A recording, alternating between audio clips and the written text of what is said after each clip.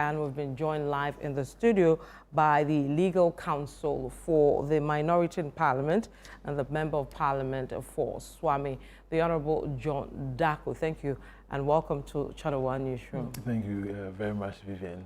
Why don't you just allow the President and the Council of State to do their work and establish whether this is a prima facie case or not? What really is your issue? Well, I mean, I think our issues have been put out there.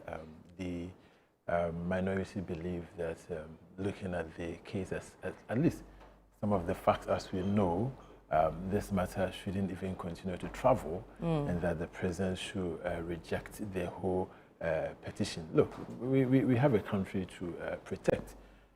The judiciary so far is the only institution which hasn't been, in my view, politicized.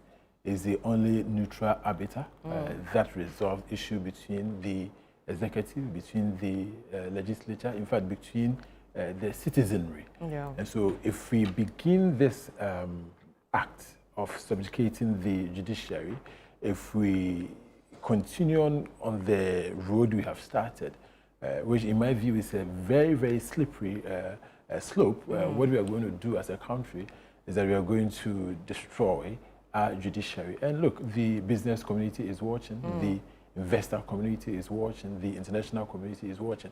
That Ghana, we cannot be sure that a Chief Justice, once appointed, can serve his term. Look, the reason why Ghana is seen as the oasis of democracy in the sub-Saharan Africa is because when it comes to the judiciary, we have so far done well. The former President John Kufuor inherited a Chief Justice appointed by Jerry Rawlings. John Evans Atamils inherited a Chief Justice appointed by John Kufuor.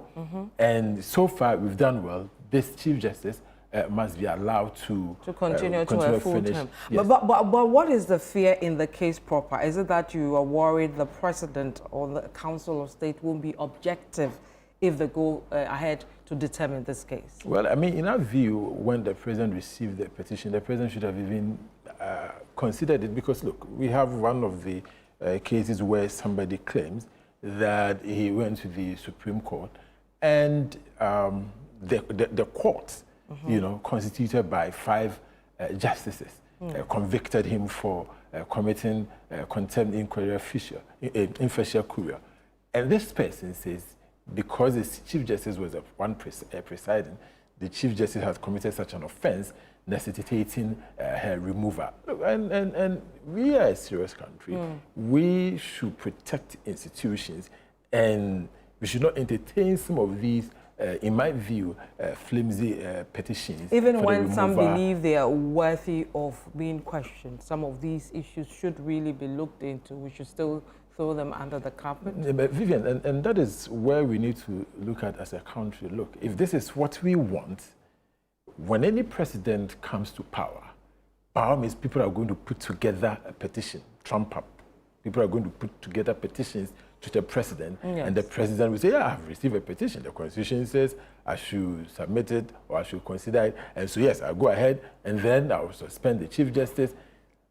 Every president will have to now get his chief of But where does the President draw the line then? Because they will come. There's some you need to objectively look at them, right? You can't just dismiss every petition that comes to you. But it's true. Look, I was telling some people today, you know, that, you know, you cannot say that once you receive a petition, okay, then you have to act on it to the extent that you remove this. You have to look at the content of that particular. Which is what they want to do. And we believe, I mean, some of us, we've had hints of the content of the petition, and that is why we feel that they don't rise to the level where the president will even have to consider. Look, we should use the President Akufo-Addo approach. You study it, you see that this is not worthy of you know, looking into it. I'll come to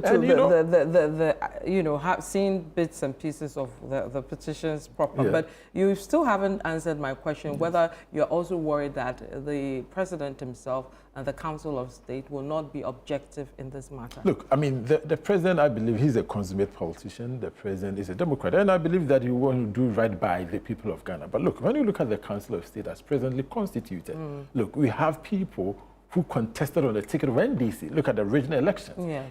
And you know what happened in Kumasi, Accra. People came there representing the NDC. We have in fact, almost all of them from the regions, almost, were former NDC chairpersons. These people are coming with political agenda. And it's worrisome. We should be careful. All of us should be worried that a Council of State, which was supposed to be an independent, impartial advisory body, has not been taken over by political actors, people who are going to advise the president based on their political... But John, really, is this the first time we're seeing such colorations among the council in terms of the elected ones? I think this time is worse.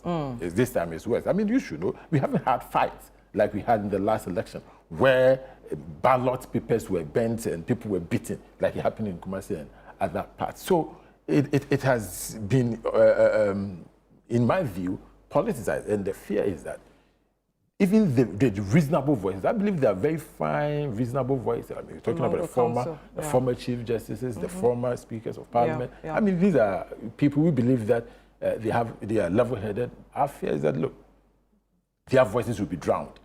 And that is why we are calling on the religious bodies, we are calling on the traditional leaders, we are calling on our development partners, including you, the media, the people of Ghana, to really talk to the president, let the president know that, look, this is the last bastion of our democracy which hasn't been bastardized. We have bastardized the executive, we have bastardized the legislature. We need to protect the legislature from being subjugated by the executive. Have you seen contents of the petitions, and what can you tell us?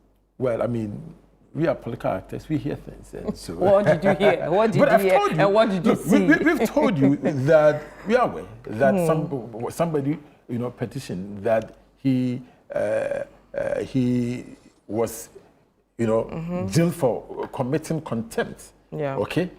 And as part of the petition, maybe they should come and deny it. That was one of the reasons why they are asking the Chief Justice, who was just one of the members of the panel.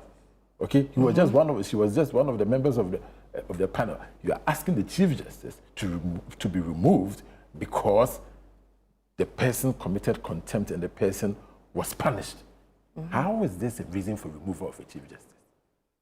Okay, so those are some of the things you've seen in that petition. And also you hinted earlier this afternoon that you're picking up information that she will be suspended. Well, like I said, we hear things. We hear that something like that is going on. And look, it is a worrisome situation. It's sad that even this can even be contemplated under this Fourth Republic. We shouldn't even be thinking about, we shouldn't even be having this discussion. We should all come together to protect the judiciary. And look, somebody said that, why are you in a hurry to defend the Chief Justice? Yes, why don't you just let her go through the process? We are not defending the Chief Justice. You know, we are defending the independence of the judiciary. That is our goal. The judiciary should be protected. Look, you remember 2012 up to 2013. You remember 2020 to 2021, how the Supreme Court, held our country together by their decisions. That tells you how important this institution is to our democracy. And so when we begin this process to politicize, when we begin the process to, in my view, to destroy, run down the judiciary the way we are going, then it is the beginning of the end of our democratic experiment. And it is sad.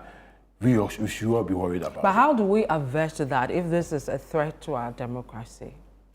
I believe that in this particular case, right, the president should be the statesman that he is, the Democrat that he is, and allow the Chief Justice to do her work. Like I said, President Kufuor inherited the Chief Justice from John Rawlings. He worked with him. President J.E.A. Mills, may he rest in peace, he inherited the Chief Justice from J. Kufuor. He worked with her. Why can't we allow what we have come to accept as the norm to continue? Why are we destroying a beautiful democracy that we've built all this while? Why are we doing that? Okay, let me take you to your home region. Your mayor says that he will flog, persons who flout the rules by staying on the pavements and all that. When you heard his statements and subsequently to your mind being, an MP in the Ashanti region, Swami? Yeah, I mean, I was worried, but he's a very, in my view, young person who has, I believe, the desire to clean up our city. our city is in need of help. He mentioned that he wants to clean the city of Tumfo. And I agree with him that our city needs to be cleaned up. I think that it was out of overzealousness. I think that he'll be spoken to. I don't know him personally, I haven't seen him, but I think that the firing him is good for Kumasi. We really need to keep our cities clean. And so, yes, maybe he should be advised. Flocking people is not the way to go, but we should enforce the Local Governance Act and the bylaws of the Assembly and make sure that he's able to deliver on his mandate. He's a fine gentleman, like I said, I haven't met him, but I see the fire in him. He needs to be encouraged to keep our city clean. Do you have any idea how we can deal with this pedestrian and people taking over the pathways, you know? Because this is something that every major city is dealing with. And let me tell you what is on my heart, okay? Please do. And that is the bane of our problems in this country.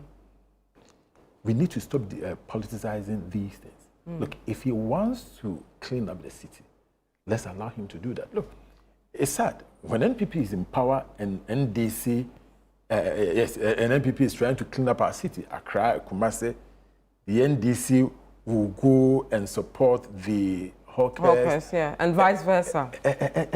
And you see, that is why our cities are choked, our cities are dirty. That is why, you know, you cannot go to Accra. I don't remember the last time I went to Accra. In fact, until recently, when there was fire in Kumasi, when I went there, I hadn't been to that part of town maybe for about 20 years, even though I live in Kumasi. It's so choked, you cannot go there. So let's depoliticize these things and allow the mayors to work, bring some sanity into our cities. Honorable John Daku, thank you so much for making time to join us. That's the legal counsel of the minority in Parliament. He's also the member of Parliament for Swami. This is